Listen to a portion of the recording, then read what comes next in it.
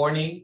Glad to be part of these meetings again as we start to roll back into this fall start. My name is Carlos Peñaloza, and I'm the Chancellor here at Leeward Community College. I enjoy what I've been doing, but I enjoy a great deal is having these conversations with students where I get some questions and we could have some really informal dialogue where I could provide some answers, but more importantly, I can also take back questions and or concerns where we could maybe address them over time. I think that a lot has been in our minds, especially because we've had this fluctuation of things going on national, well, actually globally, that are impacting us here in Hawaii. I think that if you had asked me some questions back in May, my answer may have been quite different from where I would be able to respond today. And so I want to start a little bit with that. As many of you may be aware, because of the pandemic, the federal government has provided multiple layers of stimulus funding that have really allowed us to leverage resources and provide a good environment, but not always a close match to what we had pre-pandemic. But what with that, it's providing resources for classes to happen in a more remote environment and trying to promote a safer environment on campus where we don't necessarily feel at risk of getting the virus and or having even more challenges. And so from the start of the pandemic through now, Leeward Community College has actually shifted quite a bit of its resources to online so that we could reduce the frequency of folks having to be on campus. While we wanted to shift backwards, right, to where we would have more of a presence on campus this fall, we're falling a little bit short. And that's because of the new surge of the Delta variant of COVID-19 and the increase in cases that we're experiencing here in Hawaii. I think that it's been a bit of a shock that we went from a downward trend where we had very few cases to all of a sudden experiencing multiple consecutive days with over 600 cases. It's something that many others have been experiencing. And of course, there's a lot of narrative and discussion about the vaccine, testing, the mandates, and there's just a lot that's been churning over the last couple of days, not even weeks, but just the last couple of days have been quite challenging. And so as students, you would have received a couple of communications from the University of Hawaii, as well as President Lasner, indicating some changes that may be coming down the pike, that are coming down the pike as it relates to our fall management, right? And so what was shared very early was that there was this movement toward requiring the vaccine for the fall. But because the FDA has yet to approve, to fully approve the COVID vaccine, the University of Hawaii took a slightly different approach, which is a message that you would have received a little bit more recently, whereby the vaccination is a requirement for students that are taking face-to-face classes or taking advantage of on-campus resources. But if a student has not received the vaccine, there will be a COVID test requirement where if you have not received the vaccine, you would be able to get the test, and with the negative result on the COVID test, you would be able to come to campus. And so that provides some challenges to both students as well as the institution. Because now we have to juggle a little bit more, especially those that may not be vaccinated. And so we're trying to make it as easy as possible. And so while we don't have full details yet on what the testing plan will look like, we're trying to make it accessible to students as well as visitors or anyone else that would like to use our facility. That testing should not be all that difficult. And so I don't know if many of you or any of you have actually gotten tested recently, but it has gotten significantly more accessible and easy to manage. And as students, we would, for the semester, bear the burden of the cost of the test for students. And that's, again, trying to mitigate the access issues. And so The COVID interim guidelines for the University of Hawaii are posted on the website, and it includes some details and as to the mitigation efforts that we have to, again, trying to reduce the risk at the campus level. And so if you have taken any of our face-to-face classes in past semesters during the pandemic, those precautions will remain. And they remain because there's still a high level of infectivity out there that we would like to reduce. And so many of the questions that may be coming about are the social distancing and mask wearing requirements. And so on top of there being a requirement for vaccination or testing, the mask requirement will remain in place for indoor spaces in classrooms. In addition to that, like the Department of Education and based on guidance from the CDC, we have adjusted our social distancing requirement to 3 foot social distancing rather than 6 feet, which is what we had before, but the mask will still remain. The mask requirement will still remain. We are trying to reduce major incidents of congregation. Again, we're trying to be responsible and proactive rather than irresponsible as it relates to possible viral contamination. In addition to that, as we have had for well over a year, we have protocols on cleaning, maintenance of spaces, and if there were to be a COVID case on campus, we have mitigation strategies behind those. If you've been registered on for classes over the last year or so, you would have noted that Leeward has reported 4 cases of COVID on campus. And in those instances, again, we've addressed any possible cross-contamination and any cleaning and tried to mitigate that. Those protocols remain in place moving forward. And so with that, I think that the bigger of the updates that have come about recently that you may be aware of, and I hope that we continue to inform, is that requirement for the vaccination to be part of the campus activities and classes, or a weekly test for the students. And the most recent update is, as the governor announced, there is a requirement for state and county employees to follow suit with the vaccination requirement. And so that takes effect on the 16th of this month. And so before the fall starts, the state and county employees would have the vaccination requirement. And so with testing as a possibility as well, until the FDA approves the at least a vaccine. And so with that, and I know because you guys have questions, you all have questions, I'm open to entertaining them from you. Is the arrangement of classrooms suitable for students if they're returning to Leeward campus? Can students return to campus without the feeling that they might catch COVID? And so just to give students a little bit of peace of mind, I cannot say that the fear will go away because, quite frankly, I come to work with fear. I go to the supermarket with fear, but we are taking many mitigation strategies. And so one of them is that our classroom spaces are capped to where we know that students can social distance. And so we're not going to allow crowds to be in classrooms. And there's also that expectation that we continue wearing masks.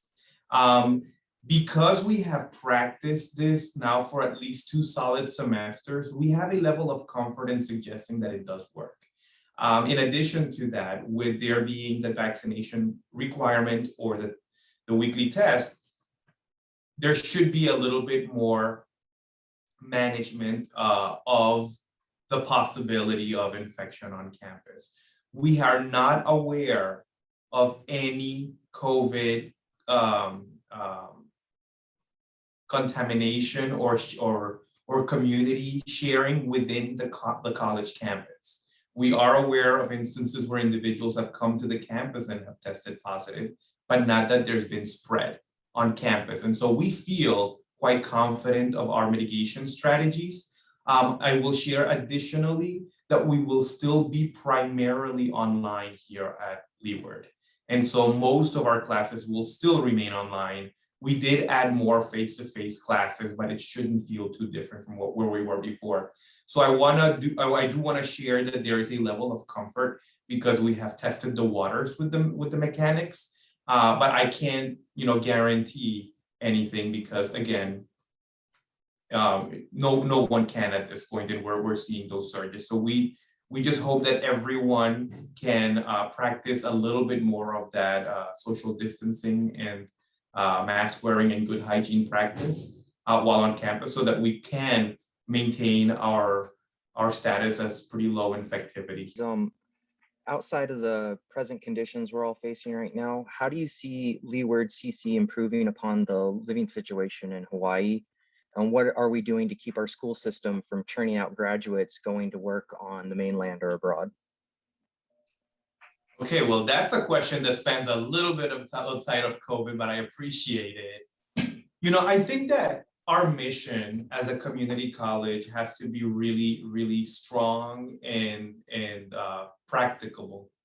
Some of the things that Leeward has been doing that may not be as obvious to everyone is we are resourcing areas for workforce that is local and working more closely with the workforce and community organizations to get the local workforce to stay here. And so you may have heard of programs like Oahu Back to Work or our HANA Pathways. And these are actually grants that we've been able to get as a university system to subsidize the cost for students that are local to get into fields that are in high demand here in Hawaii. For example, CDL truck driving, medical assistants, CNAs. These are programs that have high costs, but there's also a lot of demand locally. So one of the strategies that the community colleges are taking, and Leeward is a really strong part of it, is developing these programs that are tied to the local workforce needs, and then working in ways in which we could subsidize and eliminate barriers of access for students to get through them. That's on the very rigid workforce side. On the not so workforce side, which would be more of our transfer degree paths like our AA and transitioning into other larger programs, our strategies have been quite similar. During the pandemic, we've been able to do a little bit more. And I say this because we've received stimulus funding that we've been able to bring back directly to students. And so whether students have received direct stimulus funding from the college or have requested and have been funded, the more recent one, as many of you may be aware, when a student develops some debt for the university, their progression stalls, because unless a student's able to pay off their debt on tuition and fees, for example, they're not able to register. And so we actually had students that maybe were 2-3 semesters into their pipeline and got stuck. So we were able to take the stimulus funding and write off that debt for the students, which now allows them to enter back into that pipeline. Education is really critical for the success of the state and our communities. And so we've been a major driver there. I will say that there are still many strategies that we would like to take advantage of to keeping our students local and working locally. And that's working more with state agencies and other workforce entities to drive more work here in Hawaii. One of the challenges that we have, and I'll share some examples, there are some industries, like for example, in nursing, where a student could complete their degree here in Hawaii, but there are very few organizations that are willing to hire the students without experience.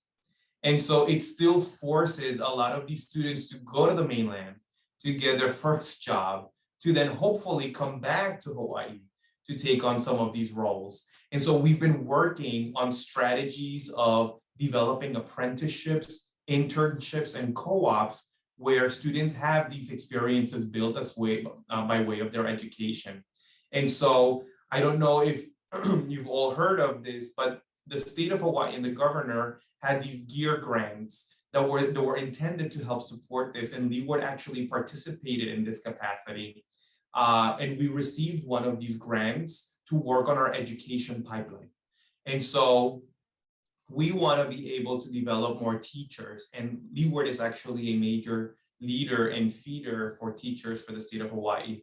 And so the grant was actually intended to develop on a model that's really good, which is an apprenticeship model. In the apprenticeship model for these programs, students actually are employed by the employers while they're completing their degrees. And so by the time they're done with the degrees, they have the experience, so they have a shoe into the employment.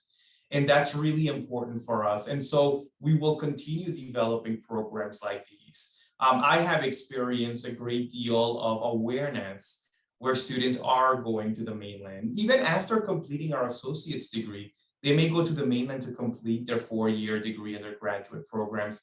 And so we want to continue motivating for students to stay local and so that they could continue building in our economy and building within our communities. And so I think that Leeward is a major contributor, but Joseph, and I don't know where this question came from, but I'm willing to really work and have more conversations about this and getting to know a little bit more from the student perspective, what else a college can continue doing to help motivate students to stay local. And so there you go. Where are non-credit students supposed to COVID test if they aren't vaccinated? Sure. And so the plan on the testing should be out this week. We have been working to get a third-party provider because, again, we don't want to be a limiting entity, right? So I don't want to come here and test students from 9 to 10 because then I'm not really addressing students that come later in the day and even on the weekends. And so we are looking to open up opportunities where a student can test at almost any local testing facility, and that result could be uploaded onto Lumi site. The management of this, though, is where, because we will be taking the burden of the testing cost, where we have to coordinate it with all of these organizations. And so it may not be anywhere, but we do want to open it to major providers on island. We are also looking to having some testing capacity on campus. Now, this will be a little bit more limited because it's difficult to staff it, not knowing what the volume of testing needs will look like. But we'll continue to evaluate as we go on. Again, as I shared earlier in my updates, testing has become rather easy. I think that what we need to do is address the cost issues. And so that applies both to the non-credit and the credit students.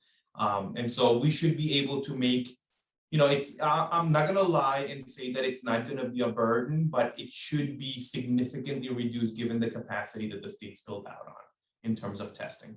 With the cases going up, if I don't want to attend my face-to-face classes, is that an option?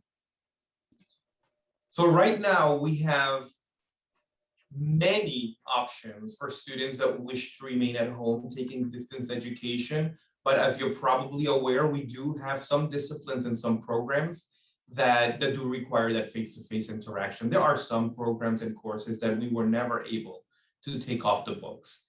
And that's because, when you have something like automotive or culinary, for instance, and maybe even some lab sciences, it's really difficult to replicate at distance. And so if I were to provide advice, I would work with my counselor to see if there is a distance learning alternative. And if not, I would work directly with the instructor to see what options may exist. I would hope that students aren't going to try to push off maybe their graduation timeline to avoid taking the classes at this point, because we do have some pretty safe practices here. Last semester, I actually participated in the culinary events. I went to the Pearl quite a few times to eat, and I felt extremely safe because I was noticing all of the safe practices that were there. I mean, quite frankly, I was eating with another person and we had plexiglass between us. And then all of those same practices across the board. But like I shared, we do have the vast majority of our courses online. So there are online alternatives. And so I would explore those if you feel uncomfortable with returning at this juncture, especially with case numbers going up.